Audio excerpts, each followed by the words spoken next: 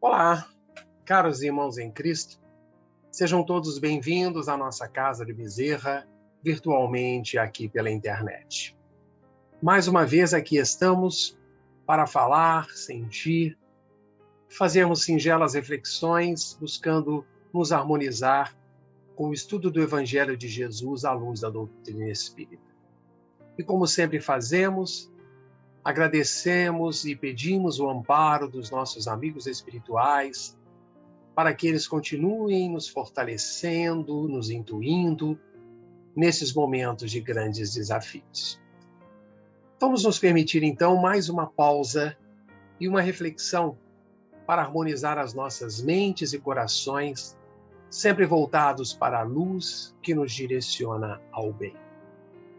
E hoje eu quero falar com vocês sobre o Sermão da Montanha, especificamente sobre a passagem, a bem-aventurança: felizes os que têm fome e sede de justiça, porque serão saciados. Bom, como devemos interpretar essa bem-aventurança anunciada por Jesus?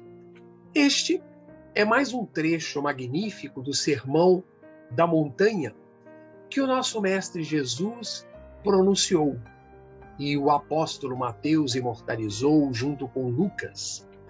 E um dos desafios existentes nas comunidades de Mateus era a necessidade de conviver e trabalhar com as pessoas injustiçadas, empobrecidas e também escravizadas. Se pesquisarmos em diversos textos exclusivos lá do Evangelho de Mateus, nós vamos encontrar a realidade sofrida por essas pessoas. Vamos encontrar, por exemplo, pois tive fome e me destes de comer. Tive sede e me destes de beber. Era forasteiro e me acolhestes. Estive nu e me vestistes. Doente e me visitastes. Preso e viestes ver-me. Se um pobre, à época, deplorável, se ele fosse, digamos, um judeu, a situação ainda era pior. Segundo a lei judaica do puro e do impuro, ele era considerado como impuro e amaldiçoado por Deus. O critério, então, para considerar uma pessoa pura ou impura era a rigorosa observância da lei com os inúmeros impostos religiosos. Havia muita gente, à época de Jesus, que não podia seguir a sua lei, ou até mesmo a lei judaica, nem sobreviver no dia a dia. Na maioria, eram o que? Camponeses, sem terra, desempregados, famintos, os forasteiros, os doentes e os perseguidos. Estes todos eram taxados de impuros, infelizes e malditos, segregados pela sociedade época. Sabemos que no cristianismo há dois pilares, o amor e a justiça.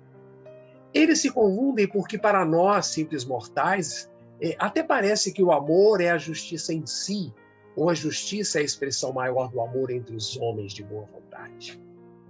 O homem que tem sede de justiça é o homem que tem sede de amor. Afinal, a coisa mais abominável que é a injustiça?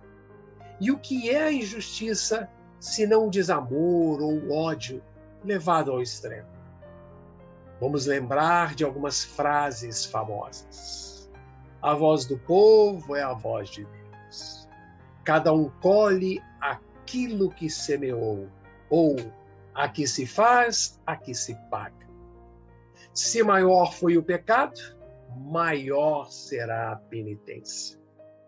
Se pisastes nos outros, receberá de outros o troco. Temos mais. Quem com ferro fere, com ferro será ferido. E a tradicional: quanto maior o pinheiro, maior o troco.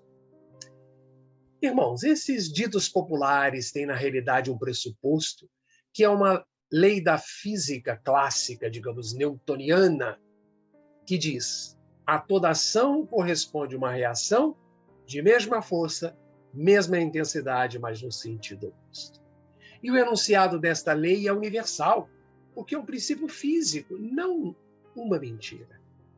E a mentira, podemos afirmar sim que é a negação do amor. Mas será possível praticar o cristianismo em nossa sociedade atual, tão consumista, em muitos casos tão hipócrita? Perguntariam então os mais céticos. É claro que sim. A fome e a sede de justiça deveriam ser experiências comuns para aqueles com quem Deus, ou melhor, com que Jesus falava. Deus falava através de Jesus. Provavelmente, muitos entre eles nem tinham o que comer. Jesus usa esses instintos, a fome e a sede, como ilustração, mostrando que devemos sentir essa necessidade espiritual. O desejo é tão intenso que se transforma em dor. Jesus mostra que precisamos desse desejo em relação às coisas espirituais relativos à justiça. O desejo físico pelo alimento impele o indivíduo a buscar comida, quase sem considerar o preço da mesma ou as dificuldades para a obtenção desse alimento. Precisamos ter uma atitude muito similar quanto à justiça de Deus.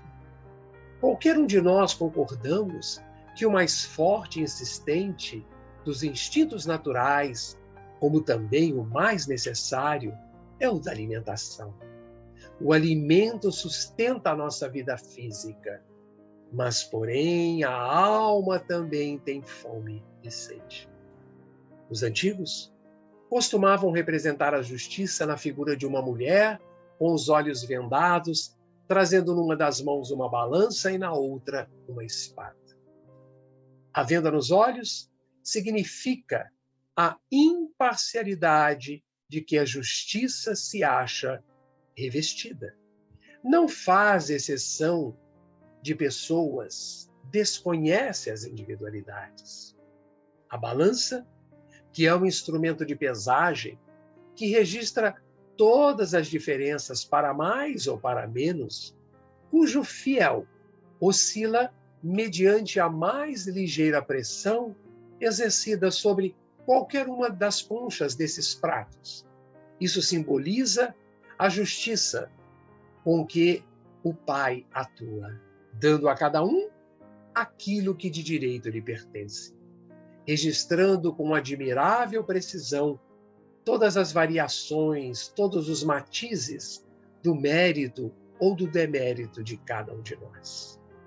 E a espada, por sua vez, de forma alegórica, simboliza a equidade perfeita com que a justiça se porta.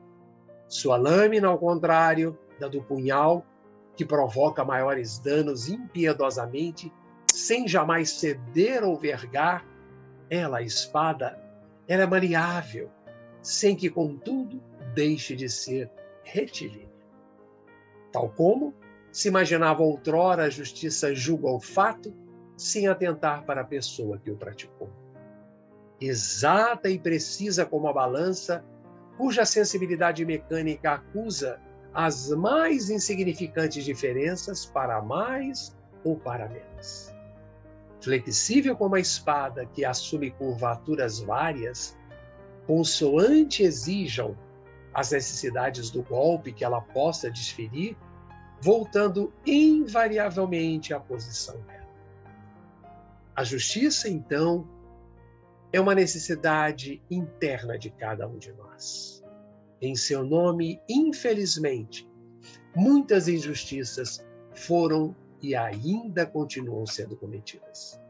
Daí, a palavra justiça sempre requisitada de uma forma ou de outra, desde o passado mais remoto. O importante, contudo, é procurar entender o sentido espiritual que a bem-aventurança especifica, pois ainda que a justiça humana não seja aplicada, a justiça de Deus, cedo ou tarde, se expressa por meio da voz da consciência. E vamos lembrar o espírito Amélia Rodrigues, quando no livro Luz do Mundo nos adverte: o servidor do Evangelho deve fiscalizar com sincera acuidade as nascentes íntimas dos sentimentos, de modo a cercear no começo os adversários cruéis, que são o egoísmo e o orgulho, a inveja e o ciúme com toda a corte de nefandos sequazes.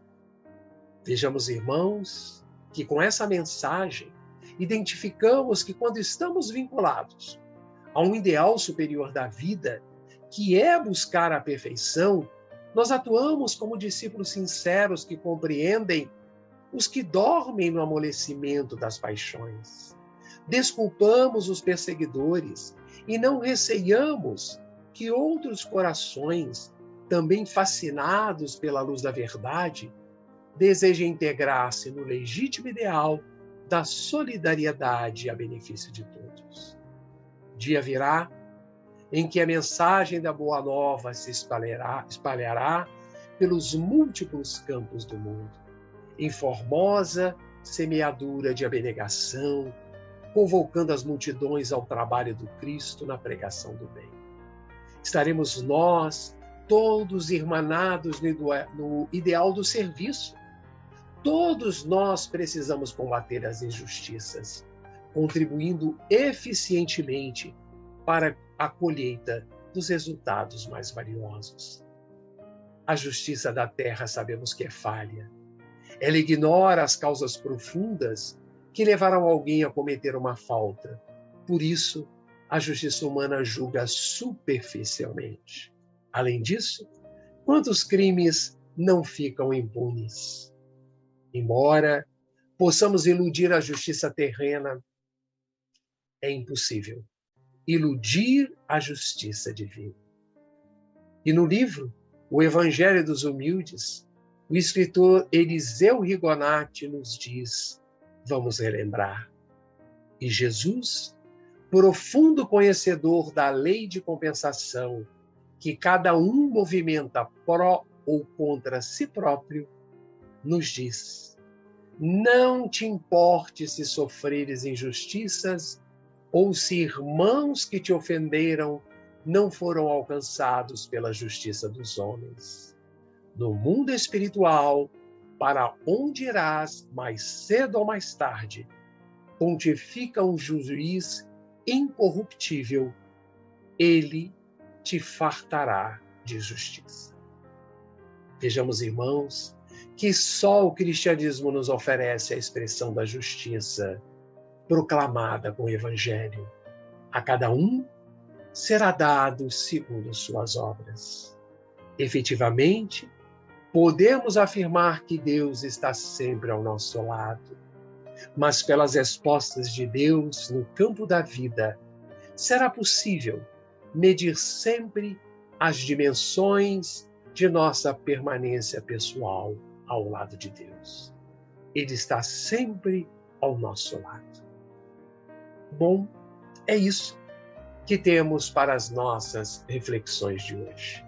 Espero que tenhamos aproveitado esse momento e que possamos estar juntos na próxima semana, onde continuaremos a falar sobre o Evangelho de Jesus à luz da doutrina espírita. Se essa mensagem calou ao seu coração, se ela fez sentido para você e você julgar oportuno, compartilhe com quem você julgar merecedor dessa mensagem cristã. Um forte e fraterno abraço em cada um. Fiquem em paz e continuem se cuidando.